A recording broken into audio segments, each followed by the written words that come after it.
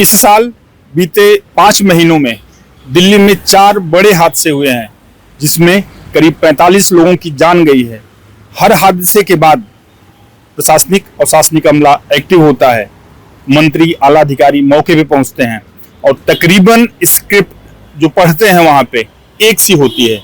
जांच बैठाएंगे, कमेटी बैठेगी, जांच होगी, लेकिन इसके बाद जो जिस हिसाब से हादसे का वक्त बीतता जाता है, सिस्टम भी सुस्त हो जाता है। चूक कहाँ हो रही है इस तरह की कि जमीनी स्तर पे कोई बदलाव नहीं हो रहा है, जबकि दिल्ली में हादसे पर हादसे हो रहे हैं। समझते हैं अपने सहयोगी धनंजय मिश्रा से। धनंजय, हर बार हम लोग देखते हैं, पिछले 5 महीने की ही बात करें तो 3 बड़ी आग लगने की घटनाएं हुई हैं, जिसमें आज जो मालवीय नगर में लगी है उसमें 21 लोगों की अभी तक की जो इन्फॉर्मेशन है वो मौत हो गई है, जबकि विवेक विहार में इससे पहले हुआ था, वहां 9 लोगों की मौत हुई थी। उत्तम नगर में एक हादसा हुआ था, वहां भी 9 लोगों की मौत हुई थी। और एक जो इमारत गिरने का मामला हुआ था वो भी साउथ दिल्ली में हुआ था, सदुल्ला जाब में, वहां भी 6 लोगों की मौत हो गई थी। तो हर हादसे के बाद हम लोग पिछले, चूंकि कंटिन्यूअसली हादसे हो रहे हैं, हम लोग जो वहां मौके पे देख रहे हैं कि अधिकारी जाता है, मंत्री जाता है, वो वही कहता है कि जांच कमेटी बैठाएंगे, लेकिन जमीन पे कुछ होता दिखता नहीं है। देखिए, हम इस साल 3 बड़े हादसों की बात कर रहे हैं, उसमें 39 लोगों की मौत हुई है। इससे पहले हम पूर्व में भी अगर जाते हैं तो 2019 से लेके अब तक ऐसे कई बड़े हादसे हुए हैं, जिनमें सरकार ने अपना तयशुदा जो स्क्रिप्ट है वो बोल दिया है कि फायर ऑडिट किया जाएगा, समीक्षा की जाएगी और बैठकें की जाएगी। बड़ा हादसा तो इससे बड़ा जो हादसा हुआ था वो सब्जी मंडी में हुआ था। सब्जी मंडी हुआ था और दूसरा मुंडक्का में हुआ था, 27 लोग मारे गए थे। उसमें भी यही कमेटी बनी थी, ऑडिट होगा सबका, लेकिन नहीं हुआ। इस साल हम बात करते हैं, अगर जब 18 या 19 मार्च की बात है, पालम में एक बिल्डिंग में, इमारत में आग लगी थी, उसमें 9 लोग मर गए थे। उसी दिन, जिस दिन अग्निकांड हुआ था, उसी दिन एलजी ने बैठक की थी दिल्ली अग्निशमन विभाग के साथ और कहा था कि हम पूरे दिल्ली में फायर ऑडिट करेंगे। मतलब मार्च में मार्च हो गया, अप्रैल हो गया, मई हो गया, 3 महीने गुजर गए। अप्रैल में भी दिल्ली अग्निशमन के साथ समीक्षा बैठक हुई, उसमें भी ये कहा गया कि जो अग्नि सुरक्षा के उपाय है उसको लेकर जोर दिया जाए और अग्निशमन विभाग को और मजबूत किया जाए। फिर मई आया, मई में विवेक विहार में घटना हुई, उसमें 4 मंजिला इमारत में आग लगी, इससे 9 लोग की मौत हुई। इस घटना के बाद दिल्ली सरकार के गृह मंत्री आशीष सूद ने दिल्ली अग्निशमन विभाग के साथ बैठक की, उसमें भी ये कहा गया कि हम करेंगे।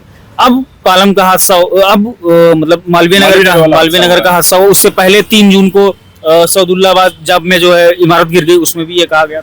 तो एक स्क्रिप्ट यही है कि ये कह दिया जाता है, लेकिन जमीनी स्तर पे काम नहीं होता। दूसरी चीज, जब ये कहा जाता है कि फायर ऑडिट होगा, तो इसको लेकर वही फायर ऑडिट की बात कर रहे हो कि जिस बिल्डिंग में आज आग लगी है, हाँ, बहुत बुरी कंडीशन थी, उसकी फायर ऑनेसी नहीं थी। मतलब वहां पे सोचो ना कि 5 कमरे बनाने की इजाजत है, 5-6 कमरे बनाने की इजाजत थी, 25 कमरे बन गए, चाय पिलाने और ब्रेकफास्ट कराने तक की ही अनुमति थी उस रेस्टोरेंट मालिक को। वहां पे पूरा होटल चल रहा है।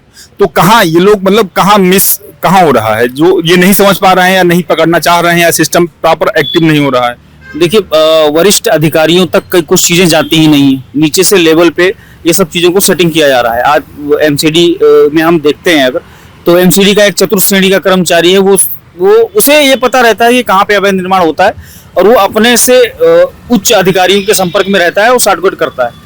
ठीक इसी तरह से अग्निशमन को लेकर भी नियम लागू हैं। वरिष्ठ अधिकारी एसी में बैठ के अपना फोन कर लिया, पूछ लिया ऑडिट हो गई या नहीं होगा। या 3 बड़ी आग की घटनाएं हुई हैं और हर आग की घटना के बाद ये होता है कि हम सारी दिल्ली की जितनी भी बिल्डिंग्स हैं उनकी फायर ऑडिट कराएंगे, लेकिन फायर ऑडिट कराने के नाम पे सारा जो लिखत पढ़त रहता है वो कागजों में रह जाता है, जमीन पे कुछ भी नहीं होता है। फायर ऑडिट के नाम पे हम ये देखें कि ये इसको लेकर कोई पारदर्शिता नहीं है। मतलब पहले कभी कुछ फायर डिपार्टमेंट ने ये डिस्क्लोज किया है कि कितनी बिल्डिंग का फायर ऑडिट किया है, उसका तरीका क्या है, किस तरह लोग फायर ऑडिट करते हैं, पैरामीटर्स क्या है?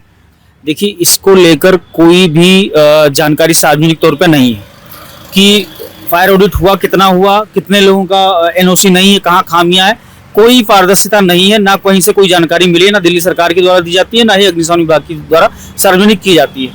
तो सबसे बड़ी चीज यह है कि इसमें पारदर्शिता नहीं है, लोगों को पता नहीं चलता क्या हो रहा है, क्या नहीं हो रहा है, सिर्फ कागजों में ये चीजें तैयार की जा रही हैं।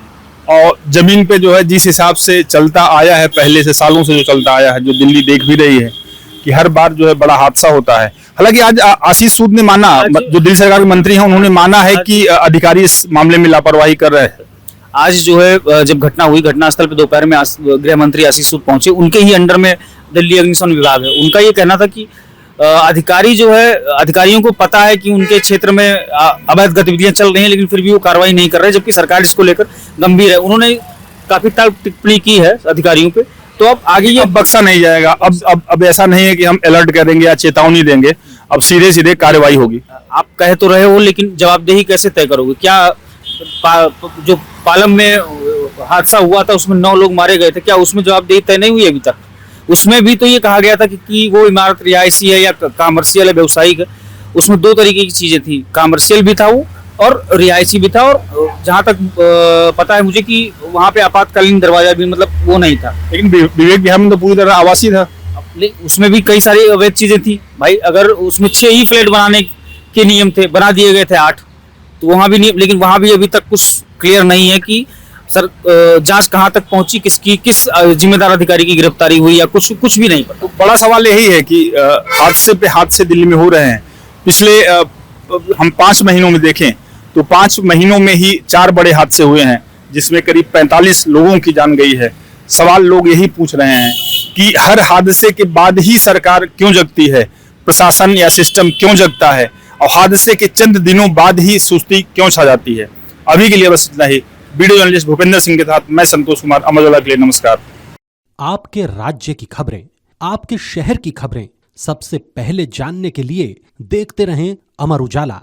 चैनल को सब्सक्राइब जरूर कर लें और पाएं हर अपडेट।